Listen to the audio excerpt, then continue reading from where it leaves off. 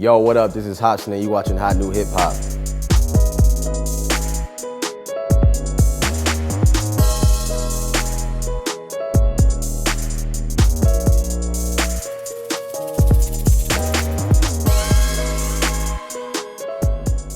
I mean, I don't depend on anybody to do anything for me. That's just my outlook, and I've always been this way since I was younger because over failing so many times, expecting people to do certain things, and people say, I'm gonna do this for you, I'm gonna make this happen, I'm gonna get your music to this person, this and that. You just start to realize how much bullshit is out there, people who are claiming they can do things and they can't do things. So you, like me, I take notes of everything that happens. So as life goes on and I keep on failing and whatever, I go, okay, let me learn from that. And then I just start downloading all this information where I'm like, okay, like when it comes to like making music videos, I didn't want to be a video director. I didn't want to edit videos, but I had to learn how because I knew I didn't know anybody else who was going to do it. So that was just one step closer to me becoming the independent artist that I am. Same with producing my own music. I didn't really want to, but I knew I had to, and that put me one step closer than starting up my own record company. I always did want to do that because, I saw 50 Cent with G-Unit, I saw Eminem with Shady Records, Dr. Dre with Aftermath. I wanted to be just like them. So I always knew I was going to start my own company. But it's just, I'm the type of person, I'm a sponge. I absorb and learn from everything. Whether I benefit off of it or fail from it, there's still some knowledge to gain in a situation. So and over the years, I didn't know my story. This was going to be my story. I thought like maybe I would be standing somewhere and some big record executive is going to be like, yo, you're talented. You're going to be the next big thing in this industry. Come here. I'm going to make you millions. Like I thought that was going to happen. It didn't happen, but now, it happened in my own way, which I think this is even better because now, I'm making a good living. I have diehard fans all over the world, and I am in control of everything. And I'm also, I have my own money as well, so I'm not like reaching in someone else's pockets to help me get places in my career. I have my own personal financial backing from the music that I've made, and it's just turned me. I'm just a businessman now. I think like a businessman every step that I take, and I'm surrounded by a good team as well, and we all just are constantly trying to grow everything. So, being independent now, it's just in my nature. I just feel like I can do what I want. I don't know what it feels like to, like I know what it feels like to have deadlines because I still have a business and I have to create certain deadlines, but I don't have like serious deadlines. Like the album's due next Friday, and I know you don't have it done, but we're gonna put you with this producer, that producer, and we're just gonna pump some shit out. Like I don't do that. Like that's not my routine, and I don't like that. I just do whatever I do. And if I had have been signed to a major label and things had have like, let's just say I came in the game as one of those artists, I feel like I wouldn't be the same. Like I'd probably still be I'd probably have like a lot catchier songs and cooler beats and all that and be on the scene, but I feel like the connection that fans have when they see me, I feel like that would be different, where they would see me and they'll be like, oh, Hopsin, you're this celebrity guy, what's up, bro, high five, can I get a picture, cool, whatever. But my fans, they're really like, yo, like they feel me on a whole different level, And what's the difference between like a stream and then someone actually buying a ticket to your show and then buying a t-shirt afterwards? So you want just a stream, like someone just online, just viewing everything? It's like the difference between like a casual fan and like actually like a real hardcore fan. I mean, the hardcore fans, they're always going to be there because they don't just take time to, they don't just become addicted or like a fan of one song. Yeah.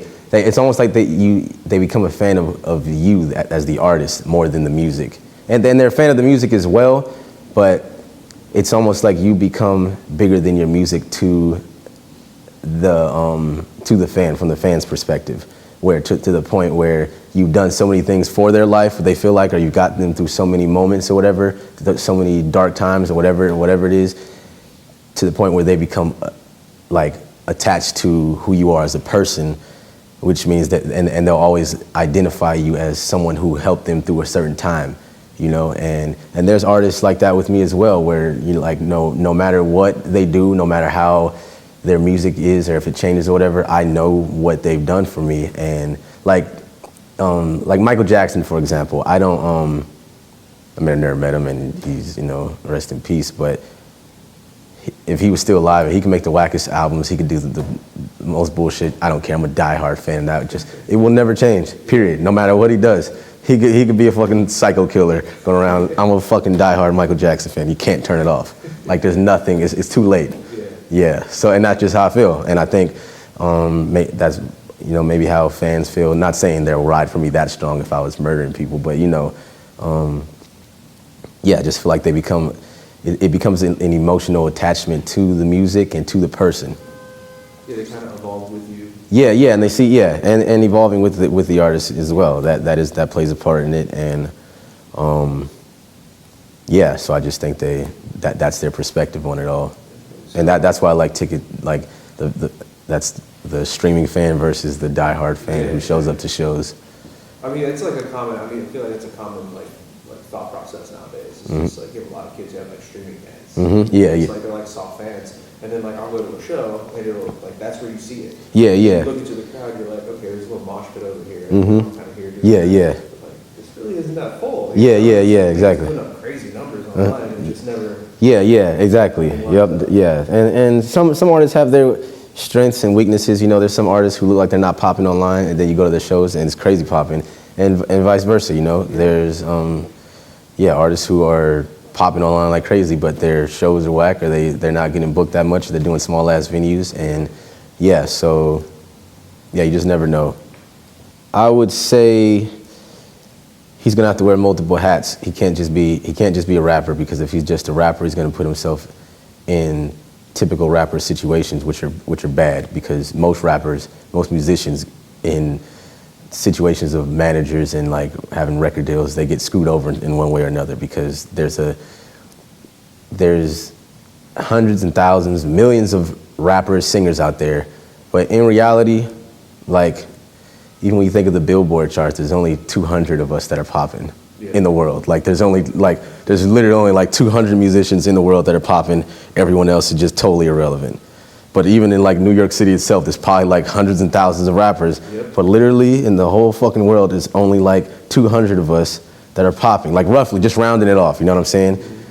Like that, where you're just like, okay, because all the rappers that you know of, everyone's in the top 200 like that you think of. I just feel like what I would say to that artist who wants to make it, I would say just be mindful, learn the music industry. He's gonna make mistakes, like he's going to. That's just gonna happen. You have to learn, and you're gonna have to get burned by the fire a little bit in order to learn, you know, the to-dos and not to-dos. Definitely don't jump into something and sign some crazy deal that's like fucking 5 or 6 albums instantly, even if it's with the biggest fucking artists in the world, because you just never know what's gonna happen. And how many artists have been signed to big artists who didn't pop. It happens a lot. And I would say I always tell artists this, that the internet is their record deal. The internet is like a gift to us normal people, where it's like, here's a portal where you can jump into the music industry. You just have to figure it out yourself though, and no one's gonna hold your hand and do it for you. There are people out there that you can observe who are doing it really good, and you can take notes from them. But yeah, it's important to just take your time, move slowly into it. Don't just jump into it. Because I know what it's like being like 18, 19, or even early 20s, and just like, man, I'm so broke, I'll do anything. I don't care. I'll take any deal. I don't care if it's $20,000. I'll sign my life away. Like I've been in that rapper before, and I've done that before. And luckily, I got out of the situation. I was lucky enough to get out of it and overcome it and bounce back. But it's also, every artist needs to learn how to bounce back. That is important, because a lot of people don't know how. Like they feel like, damn, I got signed, it failed, now what? Now what? And I've had multiple moments like that in my life where I got signed to Ruthless Records in 2007, failed. I could have said, damn, now what do? I don't have anybody to help me. I have no money. I don't know. But law of attraction. I put the energy out there to the universe. It gave me what I wanted back. And, I built up a new label with my friends, Funk Volume, and we started growing everything. That failed again, and I could have said, damn, I just lost everything I just built. Now what do I do? Should I just stop? Nope. Undercover Prodigy. You can't stop. And that's also one of the things when I watched, what is it called, the Defiant Ones, the Dr. Dre and Jimmy Iovine thing. Like, Dr. Dre, as much as successful as he is, he's failed a lot. And it doesn't seem like you're looking from the outside in, like you're like, Dr. Dre doesn't fail, like he can't. But yeah, because the death row situation, that was a fail. Like whether, for whatever reason was, that didn't work out. He could have just said, damn. Like, yeah, he had a choice to say that's it, and he didn't, and you just keep everything moving, you know, and you just have to know how to bounce back, and that is an important skill to have, and I personally feel like, you know, I'm pretty good at doing it because, yeah, like I just won't let myself fall off into nothingness. So, yeah, those are all the things I would say to that artist. I know it's a lot.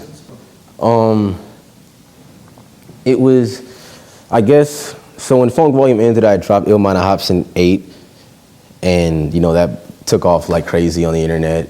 Then I was like hot right there. I was like, okay, Hopsin's hot, but I knew I didn't have any more songs or any more heat after that. Like, because I didn't have any song, I just wasn't making any music. That was the only song I had.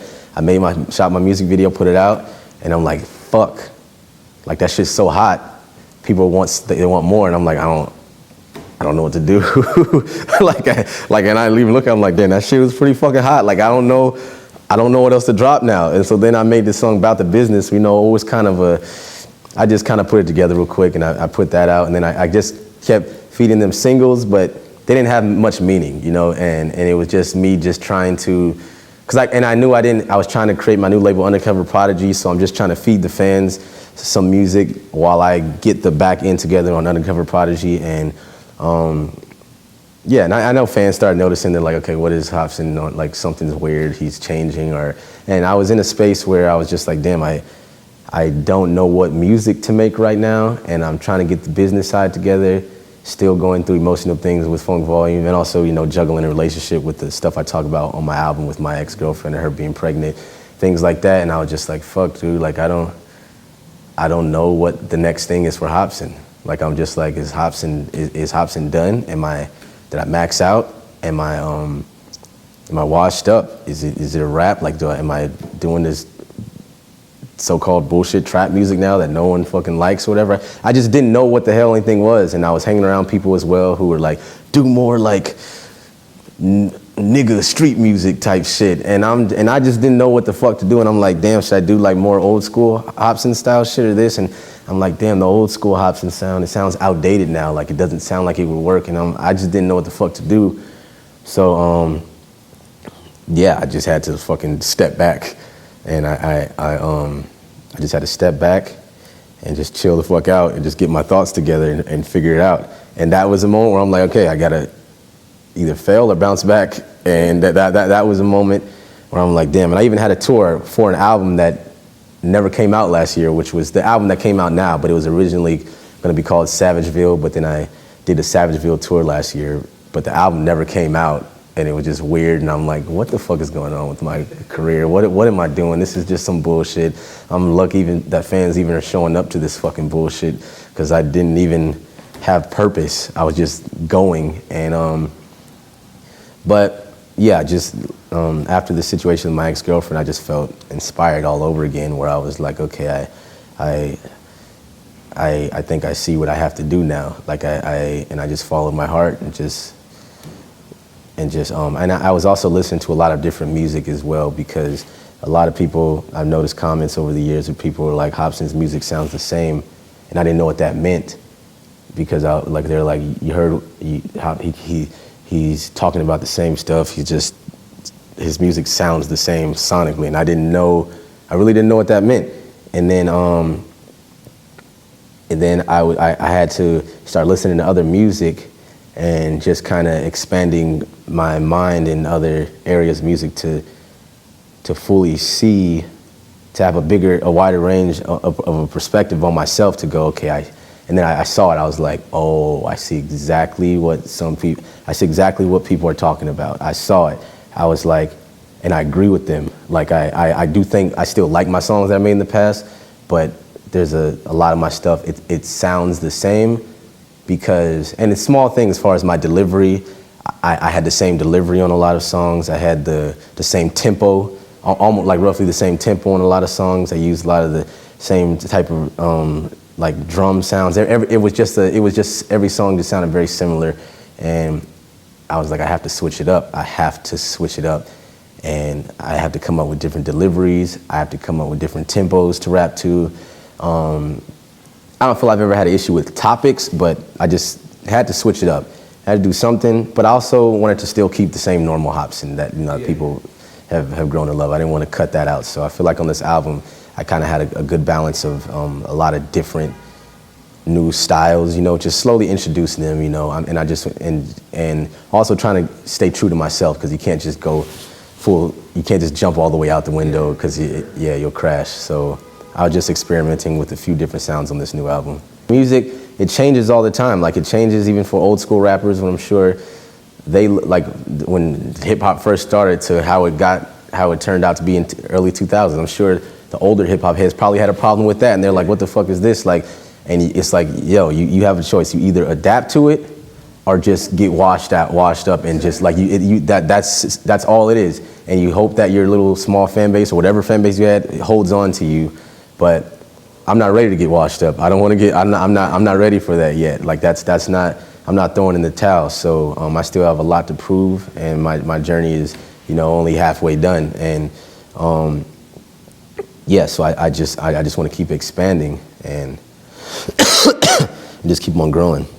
It's really hard to say now, because all the stuff that inspired me, I feel like I've done those types of things in the past already, and now it's more of just like, I guess I just want to see how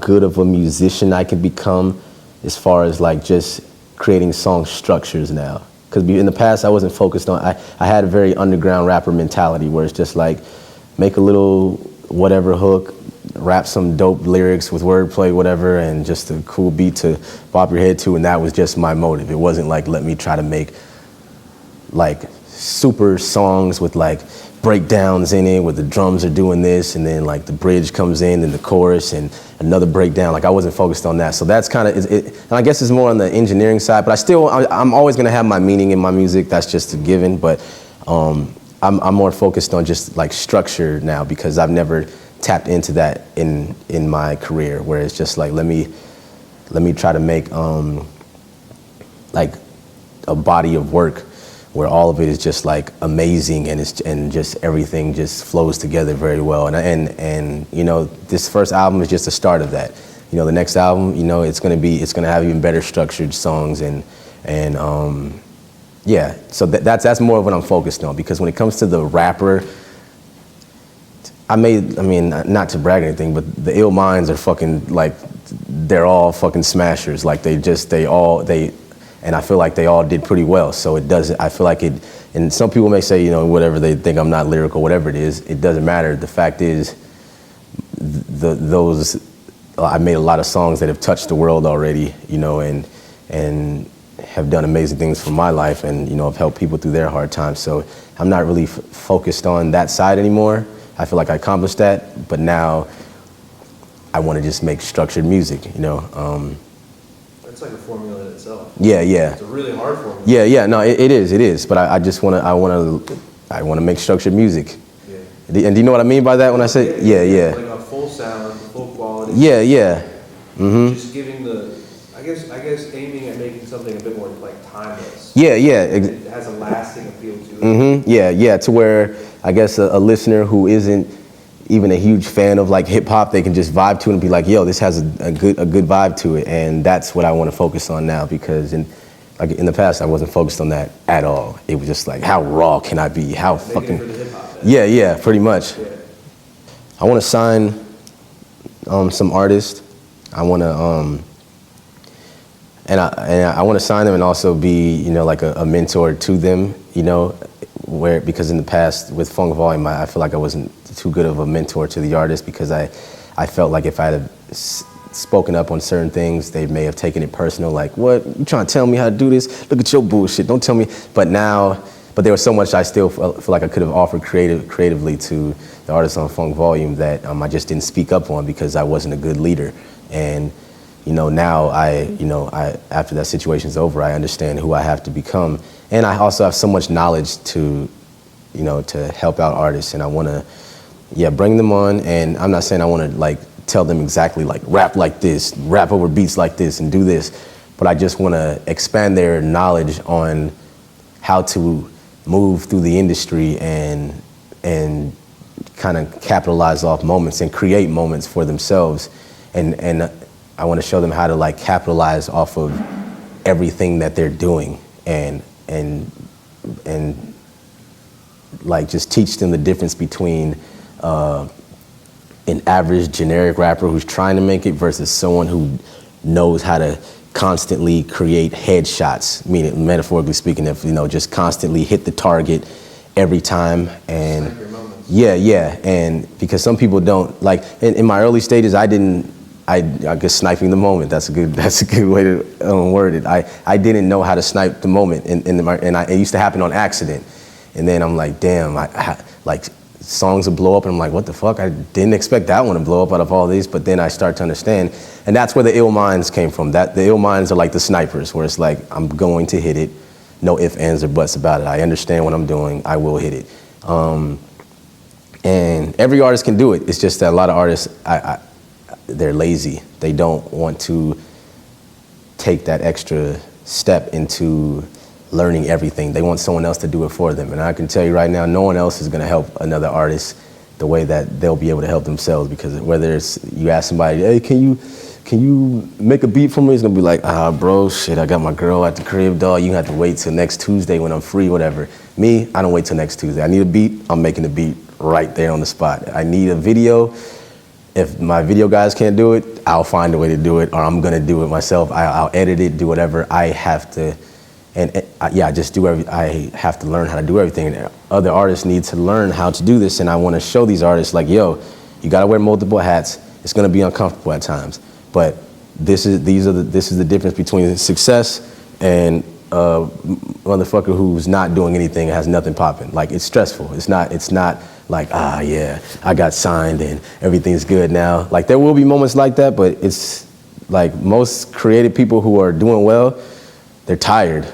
They're stressed out, and it's a journey. It's a real fight, and you just got to keep on grinding and grinding. And they need to know that it's not just all about money and throwing it in the air and bitches and all that. Like that is going to be there, but it's more time is spent towards work. And they'll come in with their own talents. Not saying I won't learn anything from them. I'm sure we can all exchange information and learn off of each other. But I just want to show them what I know, and also I can directly help them. It's not like labels where people get signed and then they just get shelved. Like, they sign to me, they're going on tour with me. They will have better music videos. They will have a platform. I will say, I promise you, I'll tell them all of this. Like I will promise that you will have access, a bigger reach to the public, but I can't guarantee they're all gonna be your fans. That's up to you. So it's up to the words you write, your choice of beats that you wanna use, and what you do and how you look. You win them over. I will provide the audience, and you will be in front of them. You will be in front of them 100%. And it's like, when the spotlight comes on, do your magic tricks. Win them over, and if you can't, that's on you. And I want to let them know it's harsh. Like, yo, when that spotlight's on, you go hard or get the fuck off the stage. Like, that's just what it is. That's just what it is. Like, it's not a game. It's serious. And even when it comes to like touring, some artists, when they tour with other bigger artists and they're opening up for bigger artists, the artists can be lame as fuck, or they could be like, yo, here's my chance to win everybody over in here. Like, let me go stupid hard and make sure everybody walks out going, who the fuck was that guy that opened up before this dude, whatever. Like, you you have to do that.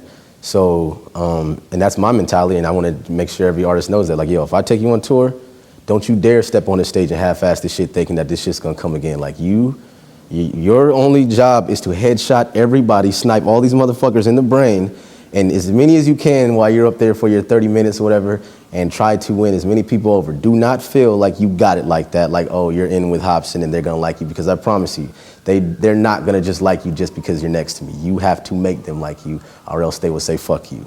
And it's as simple as that. So, because a lot of labels won't say that. They won't give you the reality. They won't be like, hey man, you're with us. If you fuck this up, that's like they're not gonna say that. I wanna keep it real with them, like, yo, the platform's here. I'm gonna give you the dopest music video in the world. I'm gonna give you dopest videos. I'll make sure your quality's on point. I'll get you whatever you need, but when that spotlight's on, you do you, and that's all on you. I will critique them, let them give them my input, you know, to try to make sure they execute it the best way that they can, but yeah. And that's real artist development. Like you can't let them be like, got a record deal now, I'm good. Like, nah, bro, the grind just started. And that's why I have to sign. I want to make sure I sign people with a good work ethic as well. Because if they're just like, yo, I write Hot 16s all day, I'm like, nah, that's not enough. A song called Hotel in Sydney, and then another one called Marcus's Gospel. They're both very like revealing tracks where you can just tell I sound very defeated. Especially in Marcus's Gospel, I sound super defeated because that's just how I felt. It kind of wrapped the album up at the end. But in the song called Hotel in Sydney, it's just about a situation with my ex-girlfriend that got really crazy and intense over a lot of stuff that happened. And I just put it all out there. And it's a very emotional song. It's like a movie almost. It is. Like, yeah. Like you hear you sipping on the water. Yeah, I wanted it to. I was like in the room. Yeah, and I wanted it to feel that way. Yeah, I wanted the music to constantly change, have intense moments and everything. And so yeah, I'd say those two are the most like, well, yeah. Aside from Illmind, the Hotel in Sydney and Marcus's Gospel are probably like the most emotional songs on the album.